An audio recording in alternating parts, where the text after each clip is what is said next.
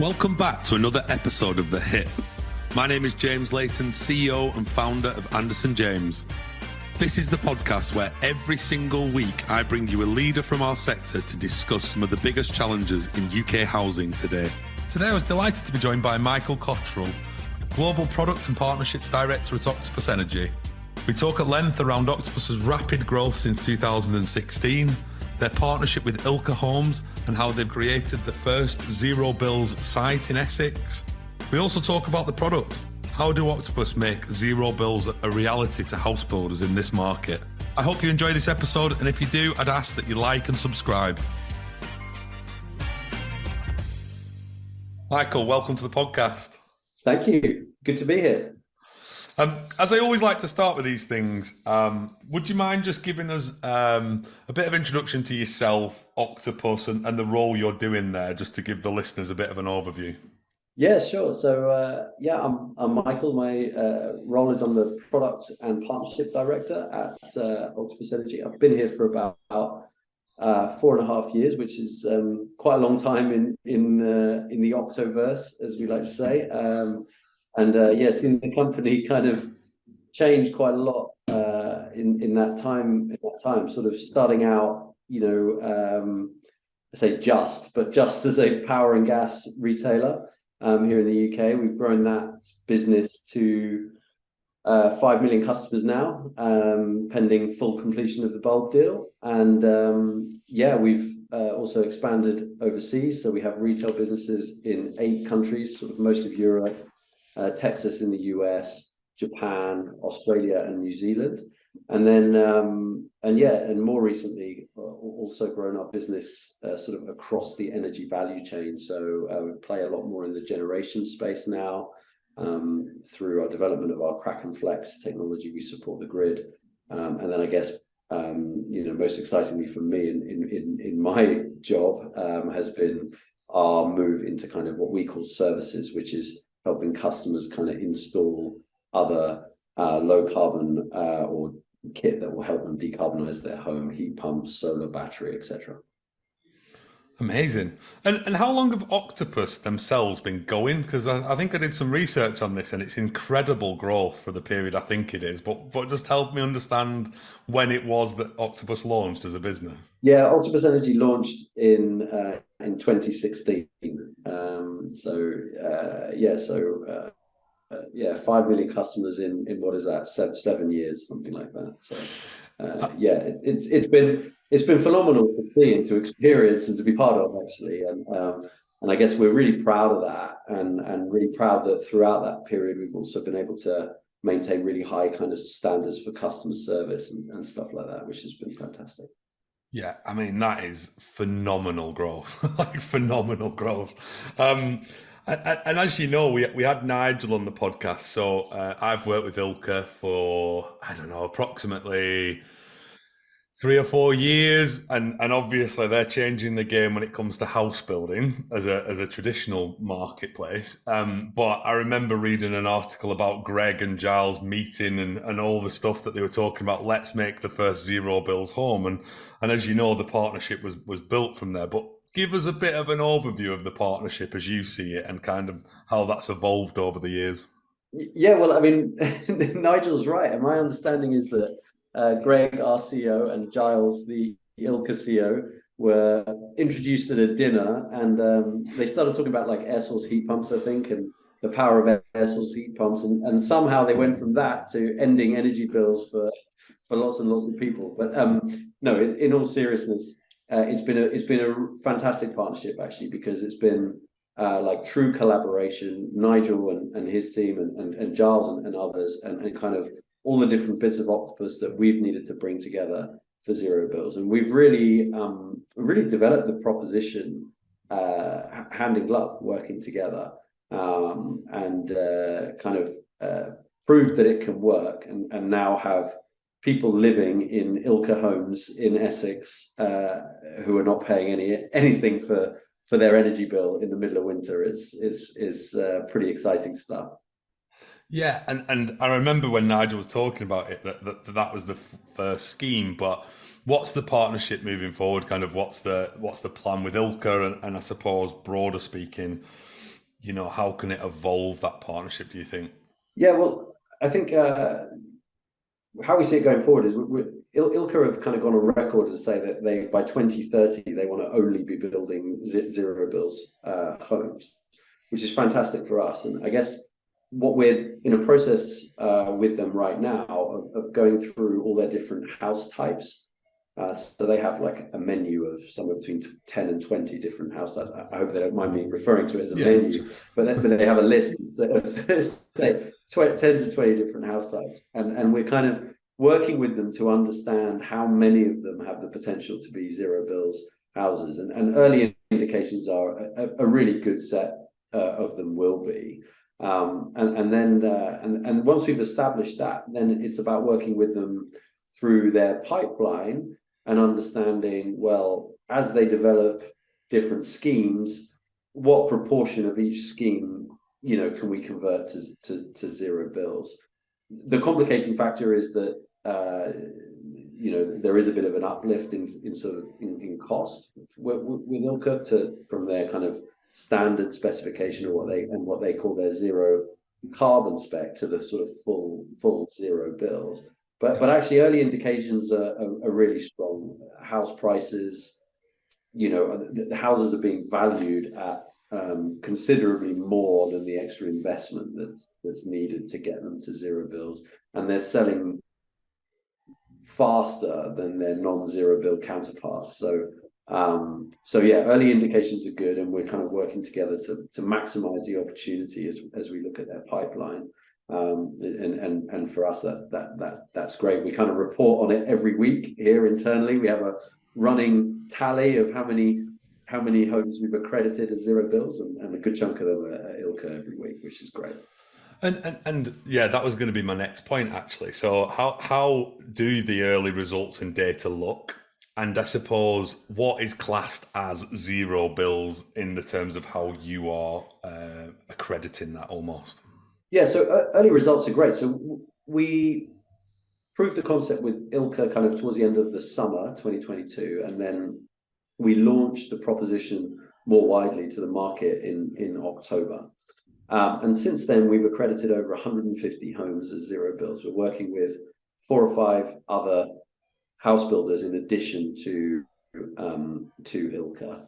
And the early indications are great in that a lot of the houses that are being built to the 2021 regs that take into account this Part L regulation, and I've had to learn a lot of this terminology, so forgive me if I stumble on it. But a lot of the houses that are being built to that standard qualify for zero bills, or we can accredit for zero bills.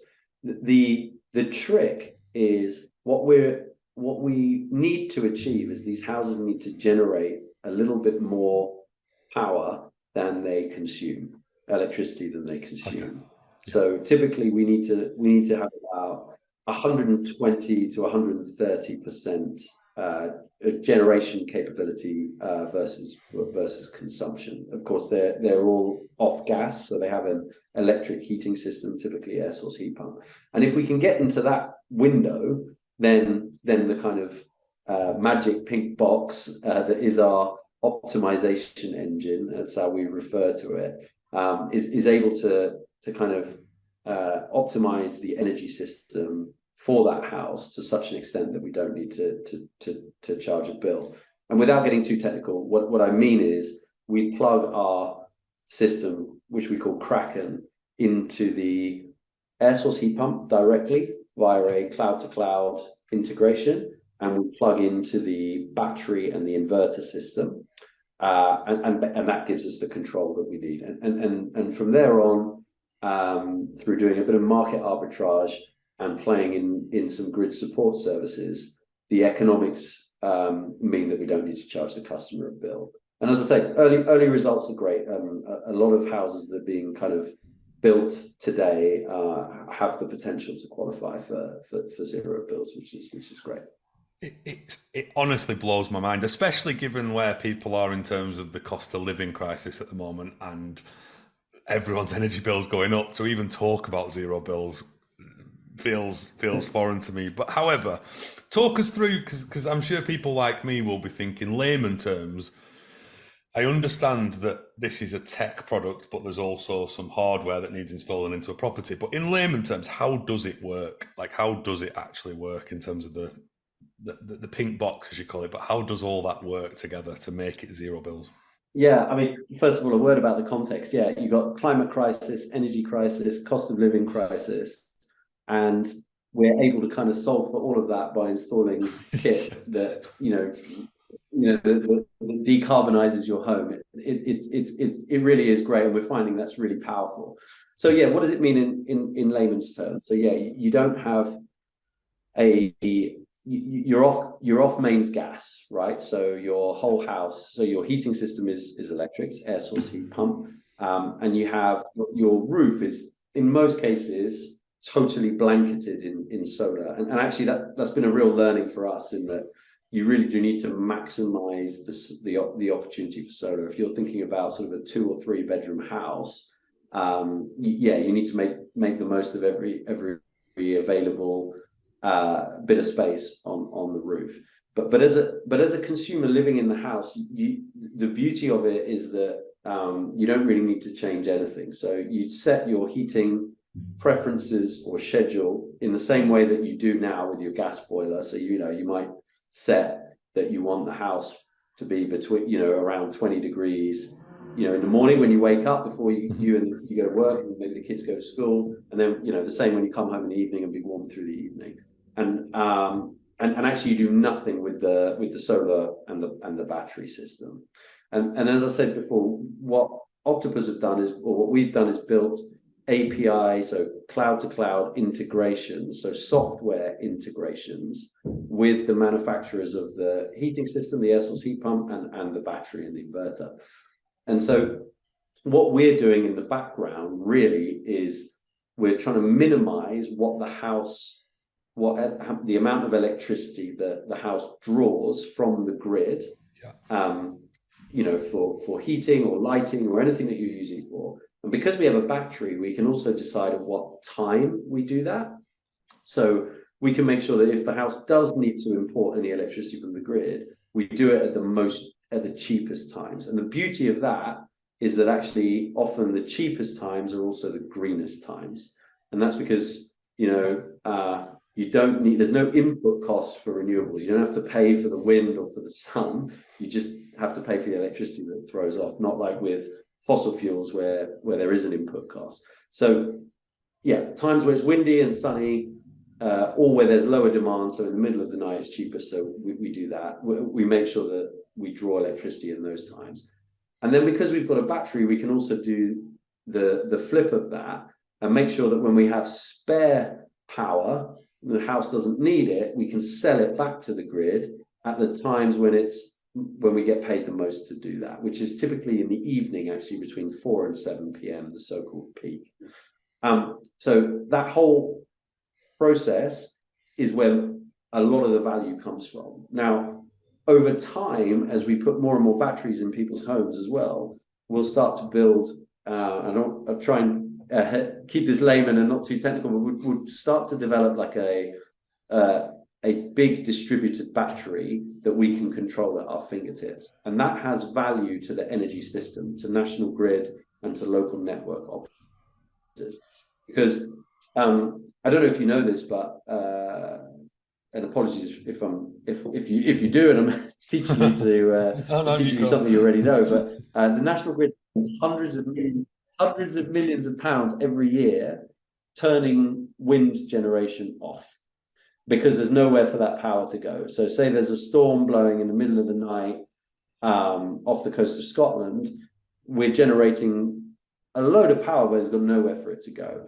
But if you have lots of batteries distributed in people's homes that you can say, well, they're all empty now, and the national grid can say, take some capacity, we can take that capacity, and they'll pay us for that to do that. So over time, having lots of batteries in people's homes will start to have more and more of a monetary value. There are already things that you can use your battery for. So, for example, balance the system if there's a shortfall. national grid or operators can call on power that's stored in batteries, and also to help balance the frequency of power flowing through the wires at any given time. So we're already accessing some value, and over time, as we put more and more batteries in people's homes for zero bills, we think that there's more value that we can get from that. So they're the things that we're doing, or that the magic pink octopus box is doing behind the scenes, that mean we don't have to charge an energy bill to the customer. And I think the beauty of it is that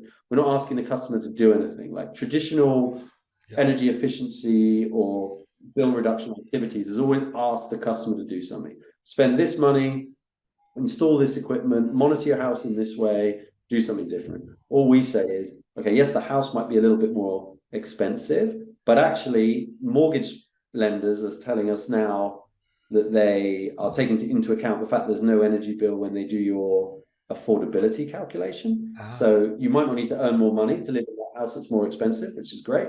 So, once you're in, you just live your life. You do nothing different, and there's no energy bill. And we're finding that that's really powerful. Yeah, I mean, there's a lot there. I think in terms of the some of the things you've pointed out there, the one that really fascinates me is actually this is a two-part play, isn't it? There's a technology piece combined with almost a stockbrokering piece of you buying and selling energy at the right point in time. What's the bit that you don't control in that process? So I presume you're not installing heat pumps, and I presume you're not doing the hardware install. So do you work with partners to do that, or how does that bit work for the consumer? If I'm building a house and I'm one of the house builders, how does that work in practicality for me? Yeah, you're absolutely right. So I mean, we actually can install all of the equipment. We have a services business that we've been installing heat pumps since April 22 in people's homes, but in like a retrofit context. But we can provide those services, and we've recently launched a solar and battery proposition as well. So some of those house builders that we're contracted with, we do install for, but others, like Ilke in the first instance, we didn't. So they're buying the equipment and they're having it installed by a third party. The key for us, I mean, that's kind of like an added bonus for us. I think we'd like to do more of that installation work, but we don't have to. The key is that we've got the ability to integrate with that hardware, to build those cloud-to-cloud integrations, so that our software, I've referred to it as a magic pink box a couple of times. We call the platform Kraken, so that Kraken can optimize the energy system in the house. That's the key for us. Yeah, and I presume it's pretty obvious this, but I've got a couple of lines of questioning around this. Who's the product aimed at today?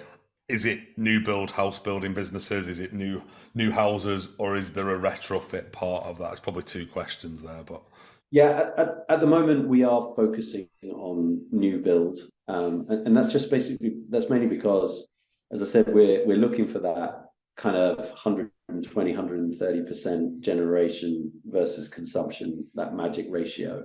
And that's easier to achieve in a new build because they're better insulated buildings. However, as we learn more and we get more data from people living in these homes, we might be able to adapt that, and that might open up retrofit. The other thing as well is that we think that there's going to be kind of money for retrofit insulation. We're offering services as well. We famously have some of the leakiest homes in the world here in the UK. And so as that problem starts to get addressed, we hope to be able to offer in a retrofit context. We think the earliest retrofit application might be, so say you're working with one of the big house builders, and actually you look back at some of the stock that they've built, say over the last 5 or 10 years, that's pretty well insulated. And you might say, well, actually, you can make it work there. And then you can kind of do an offer that says, well, if you live in a home built by X between this, between say 2015 and 2023, then you could you could convert your house to zero bills homes by doing it, by installing a heat pump and a lot of solar on your roof. So that might be the first application of retrofit, but yeah, we hope we get there, James. But at the moment, the target audience is very much, or the target market is new build. Yeah, fine. And the other part for me on that is around, it's easy to talk about the benefits, and I want to just quickly really focus on the benefits. There's a massive sustainability play here, obviously. What are the other benefits that you see as a business for this product? Obviously the customer and the consumer, but what other benefits are there that you can see that are obvious or not obvious? Yeah, I mean, so for the consumer, as you said, there's no energy bill, so that's a big benefit. But actually, we also feel that it's the peace of mind that's really powerful there. So as I mentioned before, these houses are selling for more than the value of the additional kit that's gone in. So yeah, and they sell more quickly, and so the payback is almost incidental. The customer, what they're really valuing is the peace of mind, right? They don't have to worry about price cap announcements or, wholesale energy markets. And these are new things that people have had to worry about in the last couple of years, right? Yeah. That are causing stress. So taking that away, we find is really powerful and a real benefit. I think for us, there are some tangible benefits. Actually, if we've got the modeling right, and if the houses perform as we expect them to, there is a little bit of margin in there for us, which is great actually, and it should be seen as a good thing because that means it's sustainable in the long term. This is not something we're having to invest in, which means we can scale it quickly. Yeah. And also, I touched on it before. There are huge benefits or huge potential benefits from in order to support the grid or the energy system as a whole, through this model, through having so-called flexible assets. So you can control to a certain extent when the heat pump uses electricity to deliver heat.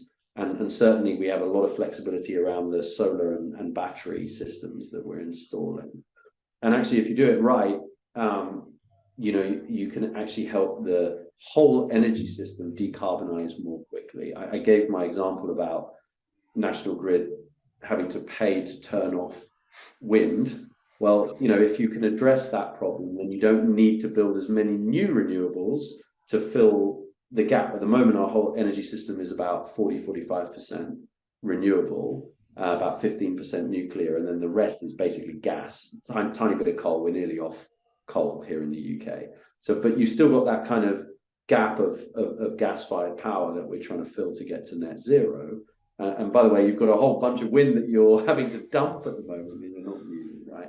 And it'll help the case for building new renewables as well, if you can kind of maximize what you get out of them through having flexibility built into the system through, lots of batteries in people's homes, air source heat pumps. And of course, the other one that isn't part of the zero bills kind of spec, but does give you that is electric vehicles as well. So we see like a huge system benefit from that, and of course, hopefully over time for us as a company, that will be valuable for us as well. Yeah, it's such an interesting topic, and the bit that I keep coming back to is like, how did Octopus make money? So I'm glad that you do make a margin, because clearly it wouldn't be sustainable if you didn't. But I mean, the obvious question people will want me to ask is, how much would you say the kit costs? And I suppose because these things are economy of scale generally, where can we get that cost down to in the future if more people adopt this product? Would be a question. Yeah, so I mean, this is where it's great to work with Ilke Homes in the way that we do, and have the level of collaboration. So they kind of tell us that they've had to spend about £10,000 or £12,000 extra to go from their zero carbon spec, which will become fairly norm, pretty soon in terms of air source heat pump and some solar on the roof. To go from that spec to zero bills has cost them about that sort of quantum, £10,000 or £12,000. How can you get that down? I mean, we've seen the cost of solar come down quite a lot over the years, but I think there's still room for that. There's still a bit more room in terms of cost reduction, especially as as we potentially use or buy more and more panels here in the UK. But battery technology, I think there's more room for that technology to come down in terms of cost as well, and certainly on air source heat pumps. I mean, there were only 10,000 air source heat pumps installed in the UK last year. Excuse me. So there's definitely as that is quite nascent as a technology here in the UK. Some parts of the world is not, but I think as more as that sector or that technology scales a bit more, we'll have some cost reduction. Plus, of course, at the moment the installation isn't that well understood. So a big part of the cost of a heat pump is the install activity. So as that is developed and systems are designed with ease of installation in mind a bit more, I think we'll see some cost benefits from doing that. Yeah, and that leads me on nicely. Actually, I was going to say to you, so if I'm a house builder today and I want to work with Octopus, how does that actually work in practicality? So do you come and take over the whole project? Will you do part of the project? Can you do both? Explain that, because I know people listening will want to know, what does that look like in practical terms? Yeah, definitely. It's not necessarily easy to grasp, and there's a number of different kind of ways that we can work with a house builder, right? So I think what we tend to do is sort of assign a dedicated account manager to any house builder that wants to work with us, and then we can help kind of step through with them, getting to zero bills in the right way for that particular house builder. So some house builders want to look to see if there's a immediate opportunity based on stock that they're already building, and in some cases have recently completed as well. So like, is what we're building now compatible? Can we go and throw a bit more solar on the roof and get to zero bills, for example? So in some cases, others will want us to help them with a design process when they're thinking about homes that they will build maybe later this year or further down the line, and how can they understand that process. So we can do all of that. And as I mentioned before, we can, through our services business, also offer installation services and actually the procurement of kit as well as part of that, if they're interested. So we can provide pricing for air source heat pump, solar and battery installation, or just one of those different technologies, depending on their needs. And that's why we like to assign an account manager, James, because, as I say, it's not fully cookie cutter, and therefore, it's helpful to kind of work alongside them to understand what's best for them.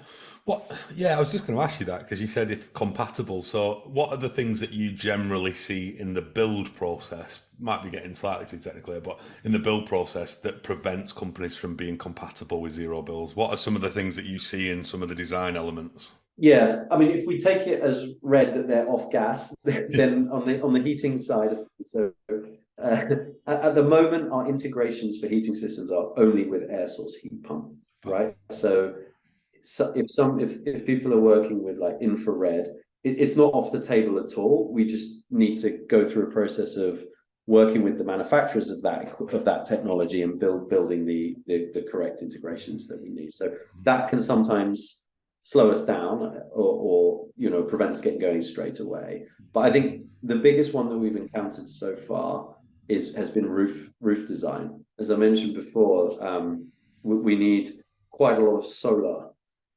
because we need to get into that magic, as I say, about 120, 130% generation versus consumption window. The roof design can prevent us getting enough solar on the roof in order to do that. So again, I've been learning about things like gabled roofs and all this kind of stuff that don't work very, very well for that. And as part of that, as a link to that, I understand planning can sometimes be an issue, because when people are approving new schemes, they don't necessarily want rows of homogeneous houses all pointed in the right direction to maximize solar, right? They want a bit of variation and a bit of kind of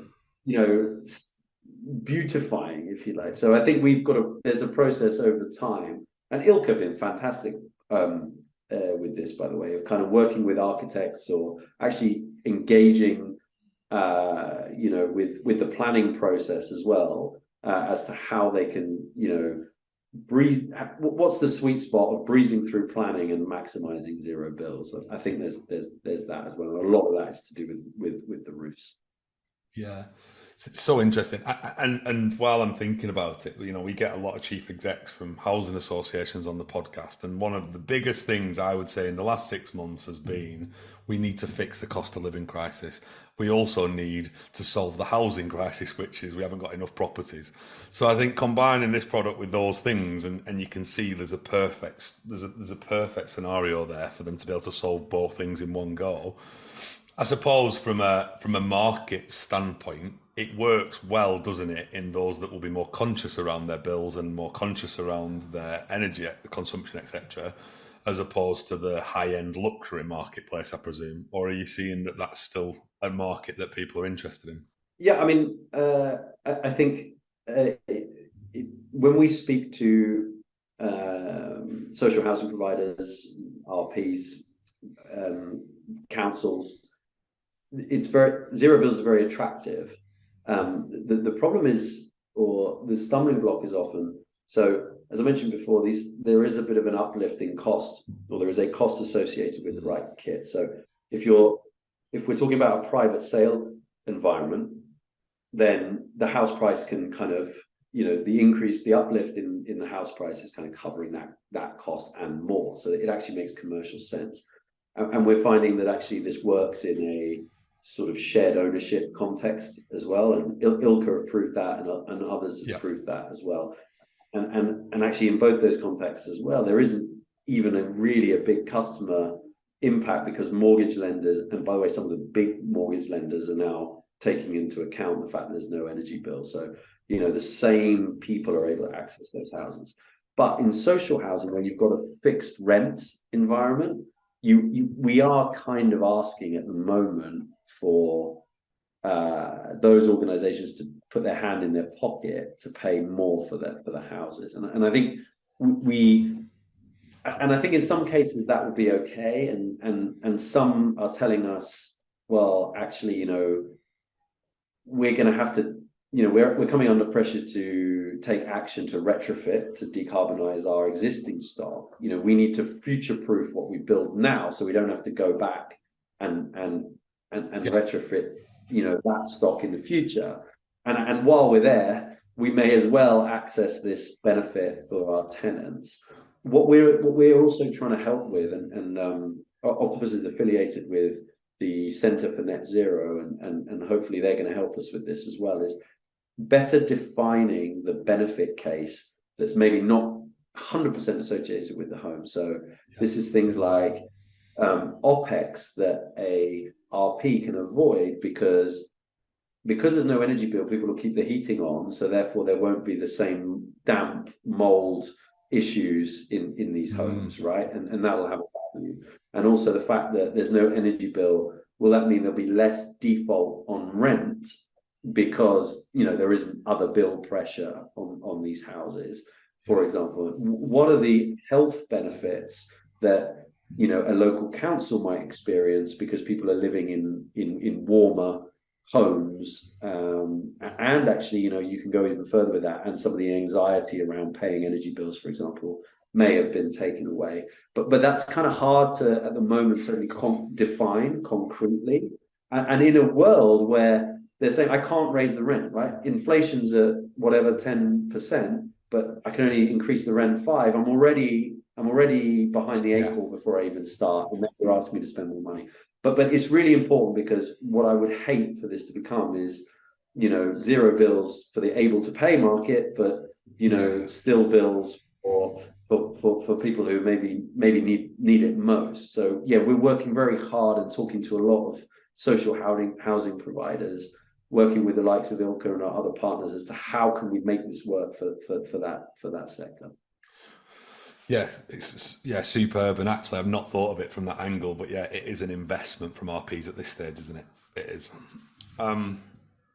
So just as a final thing, I suppose, the evolution of the product. So before we go on to where you think this can head, could this be used for mixed tenure of properties? So do you see this being able to one day be able to be used in flats as an example, or new build flats and new build apartments and extra care retirement living? I mean, the list goes on. Or do you see this solely for housing? Is that where the product's going to be? No. The short answer is yes. We hope that over time we'll be able to offer it in all those contexts that you mentioned. Flats are harder because we don't have the roof space. Yeah, but we might be able to think about it. We might be able to think about it as at a block level, for example. Maybe we move away from thinking about the individual dwellings, and we think about generation at a development level. So we've been having some interesting conversations with a couple of developers that are more focused on flats.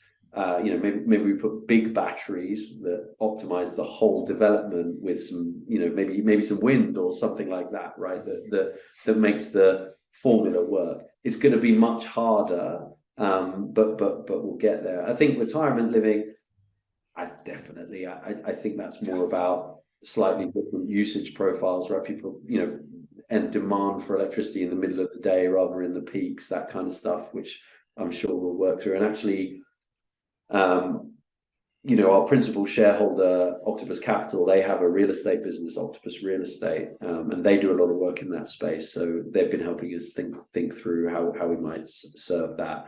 At the moment, single family homes, new build, but hopefully we'll be able to adapt the model to all those other contexts. Amazing. And the final thing from me was just, where do you see this going? And if you had to have a moonshot, blue sky thinking, this is where I'd love to see our product go, what does that look like for you? Because you seem an ambitious company and a very ambitious man, but where do you see this going to, and what would you love to see evolve in the future?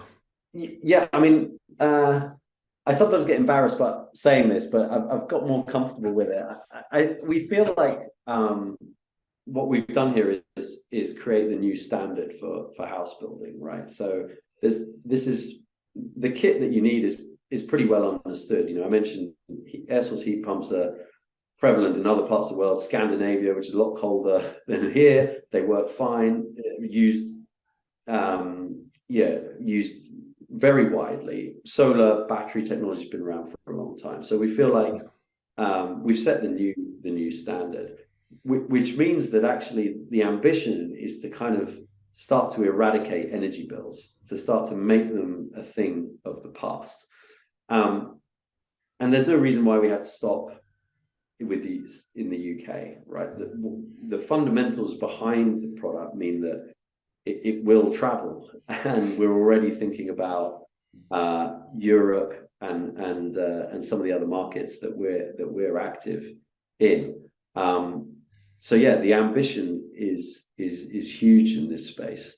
We talked about retrofit as well. If we can crack kind of that, then we can really start to take energy bills away for a huge number of people.